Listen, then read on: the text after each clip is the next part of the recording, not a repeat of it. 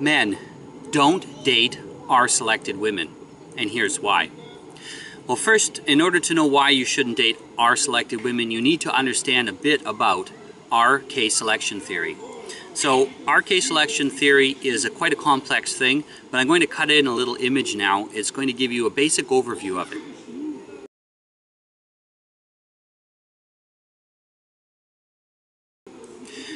What you can see from that image is that there are two sides to it, the R and the K side. Now, this is something that's very important to understand if you're dating, because it's about dating, relationships, and more importantly, it's about reproduction. So it's about how we choose to raise children. In order to get a deeper understanding of what we're going to discuss in the video today, I suggest you go and look at some of the links that are below in the video description. So then, why shouldn't you date an R-selected woman? It's because they share certain negative traits that are going to lead to a terrible future for you and for any children that you have. Now, of course, not all R-selected women are the same. There is a range of R-selection. Some are much more R-selected than others, and there is a dominance hierarchy. Yes, that's right. Even women have a dominance hierarchy. So there will be some women who are more what you would call an R-alpha. So they're usually more attractive, more successful, more aggressive, and more dominant. And then you have the R-selected beta women. These are women that are less attractive, less successful, usually less wealthy, and perhaps less intelligent as well. And so you do have definitely some sort of a range between R and K, and some sort of a dominance hierarchy within R-selected women. So what are the negatives then? Well, the first negative, the most important one, is that they're dishonest. This isn't part of the R-selected strategy. It's about dishonesty and deception. Now, they're dishonest with themselves first. They're expert liars because they've been lying to themselves for most of their life. In fact, many R-selected people, especially R-selected women, don't even know that there are selected. This is because they've lied to themselves to say that their behavior is okay for one reason or another. They've excused their R-selected behavior, or they've simply failed to recognize what it is at all. Part of this dishonesty leads them into disloyalty. So I believe that R-selected people, especially if they're really quite well into the R-selected area, they're incapable of monogamy. This means they're going to cheat. They have a low in-group preference, and of course the smallest in-group is your family, your husband, your wife, your children, your parents, your uncles and aunts and sisters. So it spreads out from there. But since they have low in-group preference, they're even willing to cheat on their spouse. And this is a massive problem, and this is a big part of the reason why R-selected women have such a terrible reputation. Now, the reason that they're dishonest, the reason that they're disloyal, is because they lack empathy. They lack empathy for other people, and so they don't think about the consequences of lying to people or being disloyal to them. And this is a massive problem because it makes them terrible mothers as well. They're not going to take good care of their children. They're not going to be the parent that they should be because they can't feel for their children. They don't have that empathy. Another big problem is lack of emotional regulation. So they could be excessively aggressive or angry or violent or promiscuous or vengeful because they have a feeling that they want to do something and they decide not to control it. So I don't say that they can't control their emotions. I say that they choose not to. They choose not to regulate them. This doesn't mean that some of their emotions might not be legitimate. They might be legitimately have a reason to be angry, but they take it too far because they have a lack of control, a lack of self-control, lack of emotional regulation. Now, a big part of that leads me into the next point, which is addiction issues. So a lot of R-selected women have addiction issues. And this isn't just drugs or alcohol. This could be so-called sex addiction or addiction to gambling or to lying. But we mentioned before that can actually become an addiction. And like all addictions, these are choices that people make, and they make bad choices repeatedly until they destroy their own ability to listen to their conscience and to make sound decisions. So stay away from women that have addiction issues. And if you're going with R-selected women, big chance they're going to have addiction issues. What this leads to, or what all of these negative characteristics create in your life, is a lack of security and stability for you and for any children that you have. So this means that you're more likely to get divorced. If you do get divorced, it's more likely to be a horrible affair with you being dragged through the courts and paying loads of alimony and other terrible outcomes for you and for your children. Now, I feel that men going their own way, or MGTOW, is a reaction primarily to R-selected women. So if you ask one of the men going their own way, what are women like? If you ask them a very open question like that, they will describe a quintessential R-selected woman. She's dishonest, she's disloyal, she has no control of her emotions, so basically she has no agency. And they'll talk about her issues with inability to control herself, so her addiction issues. And what they're really saying is that all the women that they know, all the women they have experience with, are extremely R-selected. And I think if we didn't have R-selected women in Western society, we wouldn't have men going their own way. Now, of course, I do think that the men going their own way are in general also R-selected. That's why they only find R-selected women. And so even if you are a man going your own way, if you're R-selected, it's not a terrible strategy for you to survive, because you're not going to get a Kselected woman, and you shouldn't date an R-selected one, even if you are R-selected. So then, we know that R-selected women are dangerous. We know that they can ruin your life and your future and your children's lives.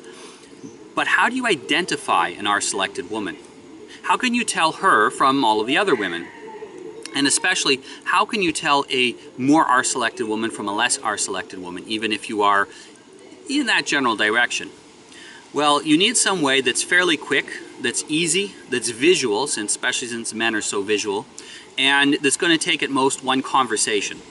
So the ability to discern what people are like is a skill, and it requires some of your time and a lot of effort to develop it. Let's look at some of the characteristics that we will find typical of an R-selected man, or in some cases an R-selected woman, or in some cases also apply to R-selected men.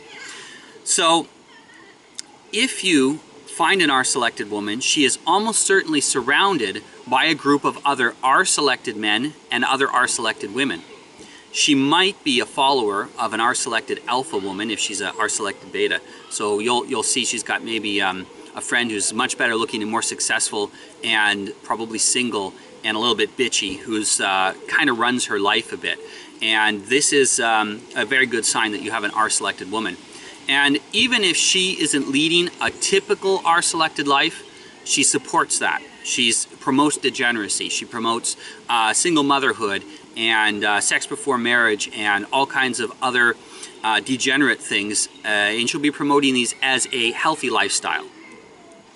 And you can take a good look at her social media and you'll be able to figure that out.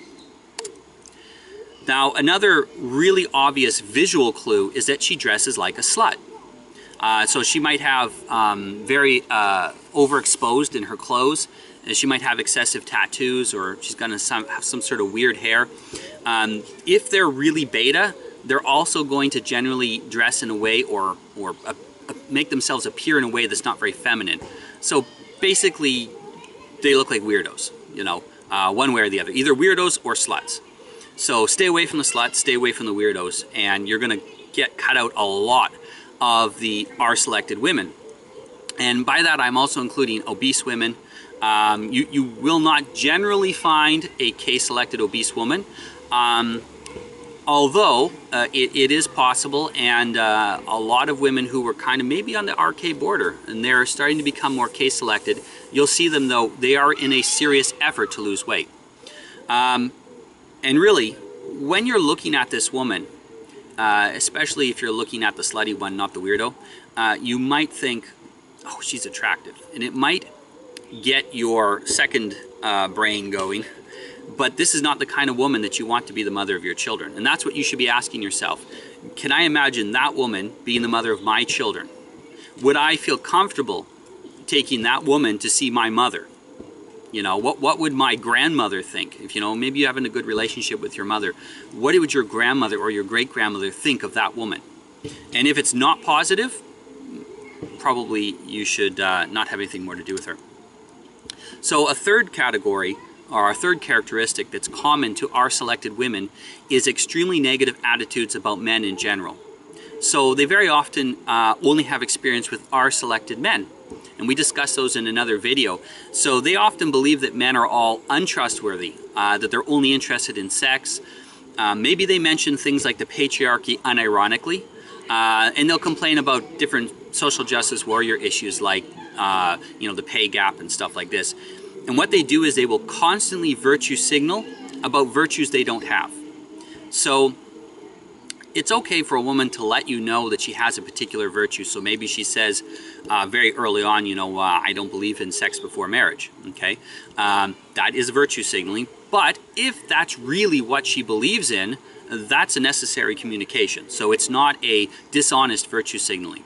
On the other hand, if she's signaling about how much, for example, she loves dangerous third world migrants, then you have a different situation. You have someone who is pretending to be virtuous when in reality they don't have virtues. And we're going to go on to number 4 because it's very well connected with that, with the previous one. Is that they don't take personal responsibility for their life and their decisions. So if you ask them, why are you still single? They'll blame it on their previous relationship. If you say to them, why did you have a kid without being married? Okay, there are some people who were R-selected, became single mothers, and have worked really hard to become Kselected. Not a lot, but there are a few women like that. But you'll notice that they take personal responsibility for the decisions they made. Okay, we can all change who we are. It's a lot of work, though, especially when it comes to our reproductive choices. Now, you'll also see, for example, if you say, you know, well, why do you like your job? Why do you like your job? Are you in debt? Why are you in debt? They'll always blame, if they have any kind of a negative thing in their life, they will blame someone else. They're never going to say, yeah, I really screwed up. I shouldn't have taken, you know, women's studies and underwater basket weaving. I should have taken something useful or not gone to university at all if I didn't have the chops for it. So they're not going to take their personal responsibility. They're going to blame somebody. And that's really serious because if you get in a relationship with this person, they will blame you for everything that goes wrong. And that's not something you want to have to deal with. So number 5, they live like a degenerate. So either maybe they're an unrepentant single mother, you know, they're proud of being a single mother maybe, or they have some sort of addiction issues as we mentioned earlier, or they're lazy. So are they lazy? Look at their home. Look at the way that they look after their own appearance. Look at the way that they work. If you can have a chance to see a woman working at her job, you know, if she's say she works at Starbucks, go see how she is at work. You know, if you're really interested in her, it's worth investing time in doing some due diligence and background check. Is she unfit? So I don't just mean, is she grossly obese? Because that's pretty obvious to recognize that there's something wrong. I'm talking about, is she, you know, can she run up a flight of stairs without getting out of breath? You know, do you really want to marry a woman who is physically like an old woman, like an old lady? You know, maybe she looks okay, but if she's not in good shape, if she's not taking care of her body, she's not thinking about the future. She's not thinking about how healthy she needs to be to have healthy children. You know, healthy mother makes healthy children. So this is probably not somebody you're going to want to date and get into a long-term relationship with. Now, one of the other things is high disgust tolerance. So this is not, some Kselected people have a fairly high disgust tolerance, but in general this can be considered, if you add it with the other things, a high R selection characteristic. So that means that basically nothing disgusts them. You know, they can watch disgusting people or disgusting things, or basically they almost don't believe disgusting exists because nothing grosses them out. The problem with this is that their living conditions won't gross them out either. They're going to be unlikely to want to clean things up when they need to be cleaned. If you have kids, they're more likely to allow the kids to get much more filthy and dirty. So not something you want to live with. Now lastly, this is your last line of defense here, and this is really, really important. If you're K-selected friends and family, and you should have some K-selected friends surrounding you if you're going to date. If your K-selected friends and family do not like them, then you probably shouldn't be dating them, okay? A lot of people, they think that, I'm going to make the decision for myself. I'm going to make this decision all by myself, and how dare anybody else tell me that that person isn't good for me? Well, the fact is if you really like someone and you have a lot of chemistry with them and a sexual attraction to them, your brain might shut down, especially if you're a man, and you're not thinking clearly. And you need the cold, cool heads of your friends to be around you and to tell you, you're wrong, this woman is no good for you. You need that. And if you have no one in your life like that, it's too dangerous for you to date. Get some friends who will tell you the truth, and then go date. Okay, this is your last line of defense against an R-selected woman. So later, I'm going to make some videos about how to identify K-selected women and what the advantages of dating them are.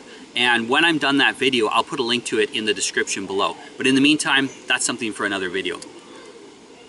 How is it, though, that despite all of these negatives, and despite all the warnings, that some K-selected men end up marrying R-selected women and end up getting divorced and not being able to see their kids and really destroying their life? How can they do that? How does that happen? Well, it only happens to men who lack a knowledge of RK selection, who have no romantic training, so they don't understand how to read a romantic situation. They don't know the dating and courtship rituals that make the most sense and give them the highest chance of success. And they don't have their right-wing dating squad. So you need to form form those friends up. I've mentioned that several times. It is super important. Get 3 or 4 other men who have your back, who are either your age or a bit older is also good. Great if some of the men are married. Heck, they could all be married men, who are going to have your back when you need help, who are going to take a look at the kind of woman you want to marry and make sure that she's really what's good for you. There are, though, some certain tactics and strategies that R-selected women use to entrap specifically K-selected men. So these are the strategies they use on K-selected men. R-selection doesn't mean they're stupid. It means they're damaged, okay? And damaged women can be very smart and very dangerous. So what are the tactics and strategies that they use? Well, we mentioned that R-selected people like to lie. So but before we talk about what their tactics are, I just want to mention the difference between tactics and strategy. If you haven't read The Art of War, you need to do that. As a man, it's very important for understanding how the world works and how people in positions of power, and if you're an attractive woman, you have a position of power, how they use that power to get what they want with other people.